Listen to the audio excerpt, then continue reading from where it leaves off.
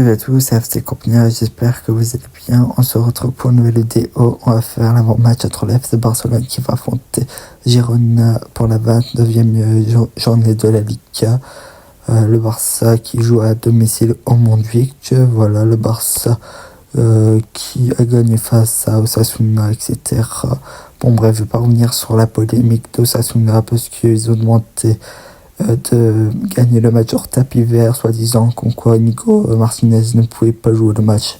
Je vais pas revenir sur ça, c'est vraiment petit de leur part. Bon bref, le Barça qui affronte Girona, on va parler de l'état de forme vite fait de Girona, de l'état de forme du Barça, et on finira par le 11 que je mettrai en place contre Girona. Concernant Girona, c'est une équipe en grande difficulté. Leur dernière victoire remonte en février face à Las Palmas sur le score 2-1. Leur dernier match qu'ils viennent de jouer, ils ont fait 3 matchs nuls, 3 défaites. Ils sont en grande difficulté.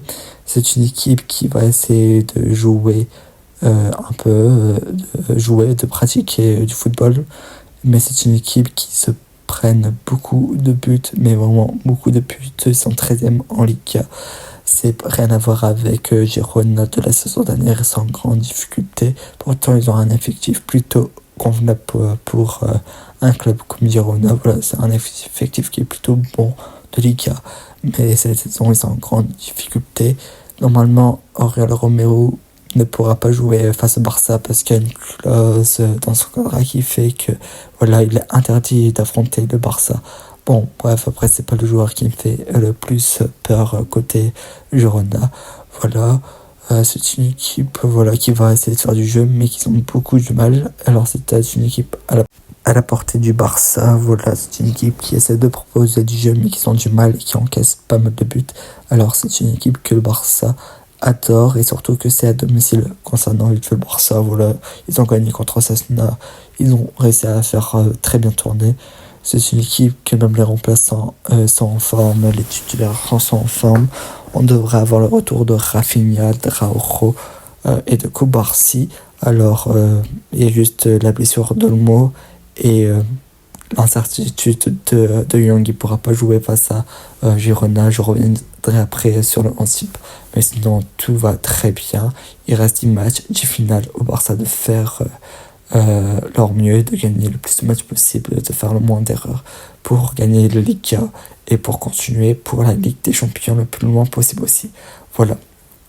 Sinon, pour mon 11 type dans les cages, je vais mettre Chesney à droite, Koundé. Même si je veux qu'il se repose, je sais que Koundé sera à droite. En charnière centrale, je mets Inigo Martinez avec Araujo.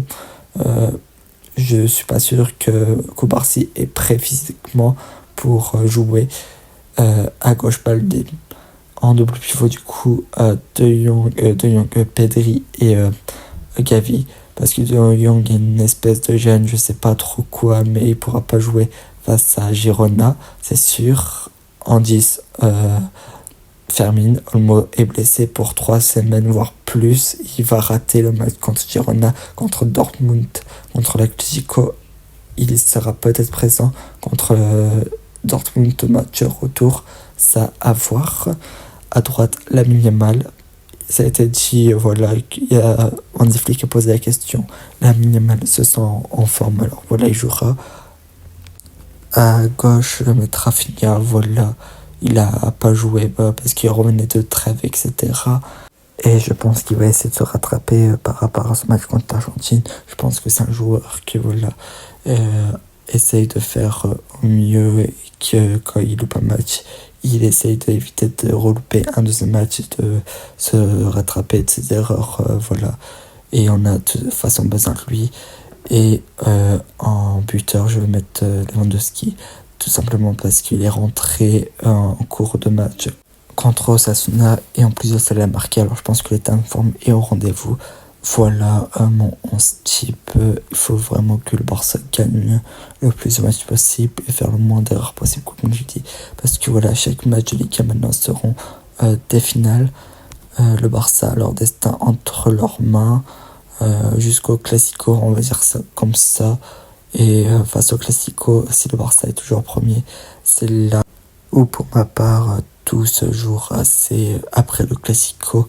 Parce que honnêtement, si tu gagnes contre le Real, tu auras de grandes chances de être champion en fin de saison. Ça veut pas dire que tu seras champion, mais tu auras fait le plus dur des travails et du coup des matchs de la saison.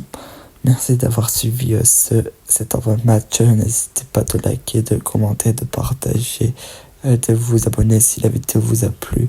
On se retrouvera pour le débrief du match juste après le match normalement, si tout se passe bien. Au revoir.